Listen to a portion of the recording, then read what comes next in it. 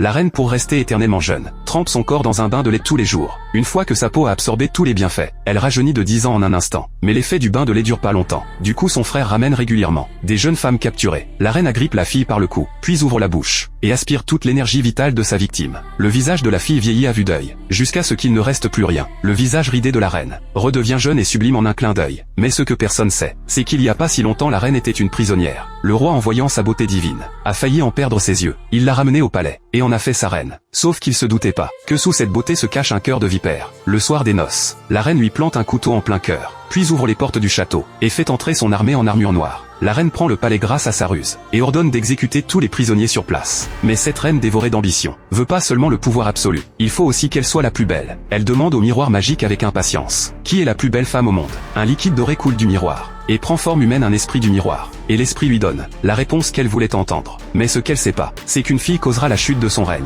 Cette fille a la peau blanche comme la neige, et un visage d'une beauté renversante. Le roi l'a nommée Blanche-Neige dès sa naissance. Après avoir tué le roi, la reine a enfermé Blanche-Neige au cachot. Les années passent. Blanche-Neige croupit dans son cachot depuis 10 ans. Et sous le règne de la reine, le royaume est rempli de gens qui crèvent la dalle. Mais elle, pour garder sa peau douce et lisse, continue à prendre son bain de lait tous les jours, et balance le reste dans la rue. En plus du bain de lait, tous les jours elle pose la même question au miroir: qui est la plus belle femme au monde? Mais cette fois le miroir lui annonce qu'une fille a grandi, et que sa beauté va dépasser la sienne. Pour rester jeune à jamais, il n'y a qu'une solution: manger son cœur. Et cette fille, c'est Blanche-Neige. La reine envoie ses hommes la capturer, mais en voyant sa beauté incroyable, le sbire a des idées derrière la tête et commence à la tripoter. Blanche-Neige lui plante un clou par surprise, et en profite pour s'enfuir. Mais la ville grouille de soldats à ses trousses. Elle a une idée et se glisse dans les égouts. Sauf que la sortie donne sur une falaise. Pour sa liberté, Blanche-Neige saute sans hésiter. En remontant sur la berge, un cheval blanc l'attend. Elle grimpe dessus et galope à fond. Les soldats la suivent de près. D'un coup, le cheval s'enfonce dans la boue. Elle abandonne sa monture et fonce dans la forêt. Les soldats voient ça et font demi-tour direct, parce que c'est la fameuse forêt noire des légendes.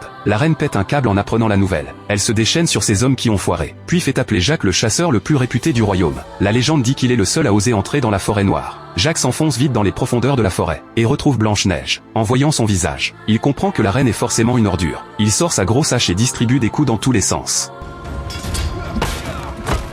Balance un coup de pied qui envoie le sbire dans une flaque, et sauve Blanche-Neige.